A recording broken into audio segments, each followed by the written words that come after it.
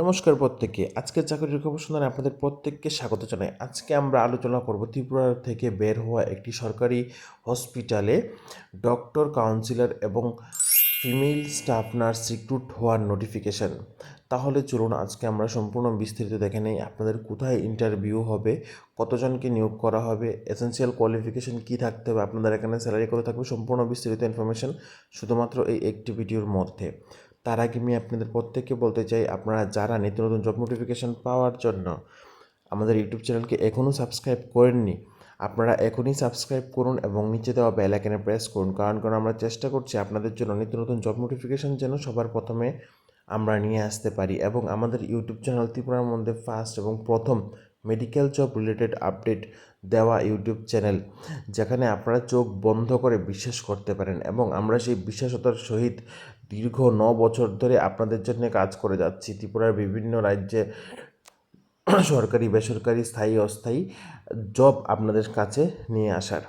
তাহলে চলুন দেরি না করে দেখে নিই আজকের এই নোটিফিকেশানগুলি। এই নোটিফিকেশনটি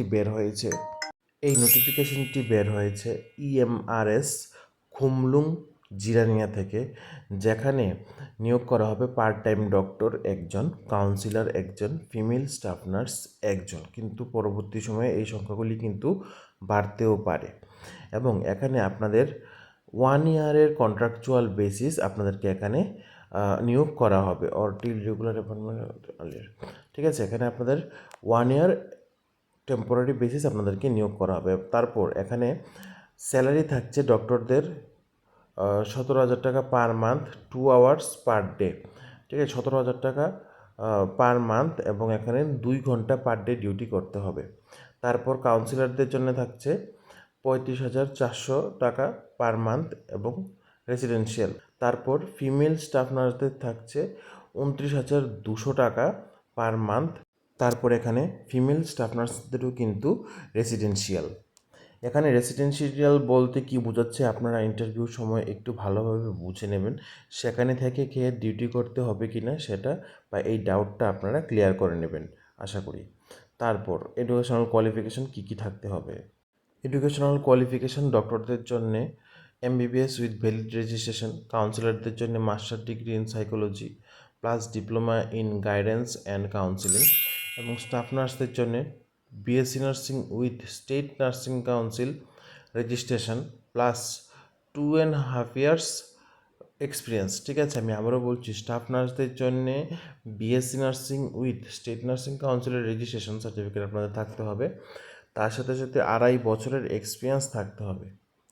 আশা করি আপনারা সবাই বুঝতে পেরে গেছেন যোগ্যতা কি থাকতে হবে। তারপর আপনাদের ইন্টারভিউ কবে হবে। ইন্টারভিউ ডেট হচ্ছে 8ই জুলাই সকাল 11টা। ভেন্যু হচ্ছে ইএমআরএস খুমলুং। আশা করি আপনারা বুঝতে পেরে গেছেন। এবং এখানে আপনারা যারা ইন্টারভিউ দেবেন, আপনাদের কিন্তু ইন্টারভিউর সময় all original certificate along with self attested copies, তার সাথে আইডি প্রুফ এবং ফটোগ্রাফ কিন্তু আপনাদের নিয়ে যেতে হবে।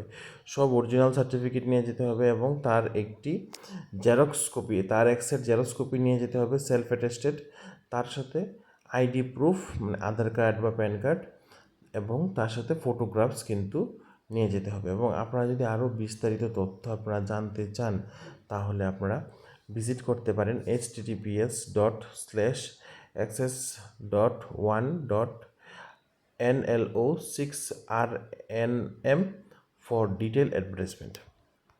এবং আপনারা যারা ইন্টারেস্টেড ক্যান্ডিডেট আছেন, আপনারা may also submit details through Google form. আপনারা যারা ইন্টারেস্টেড আছেন, আপনারা গুগল ফর্মের মধ্যেও কিন্তু আপনারা আপনাদের ডিটেলস ফিল আপ করে পাঠাতে পারেন। গুগল ফর্মটি এখানে দেওয়া আছে https://shorturl.at/yusl3।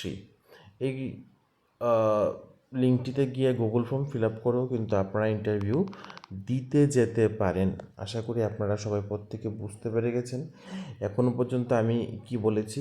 তারপর এখানে আপনাদেরকে এই ইন্টারভিউতে যাওয়া আসার জন্য কোনো ধরনের টি অথবা ডিএ কিন্তু দেওয়া হবে না, এবং engagement is purely temporary basis and non রেগুলারাইজেবল।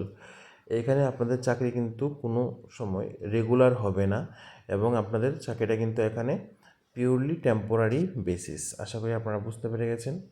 এবং কাউন্সিলর এবং female staff nurse have to stay within the school premises. এখানে আপনাদের কিন্তু থাকতে হবে স্কুল প্রিমিসেসের মধ্যে। Accommodation will be provided school. এখানে আপনাদেরকে স্কুলের মধ্যে থেকে খেয়ে কিন্তু আপনাদের এখানে চাকরি করতে হবে। অ্যাকোমোডেশন কিন্তু স্কুল থেকে দেওয়া হবে, ঠিক আছে।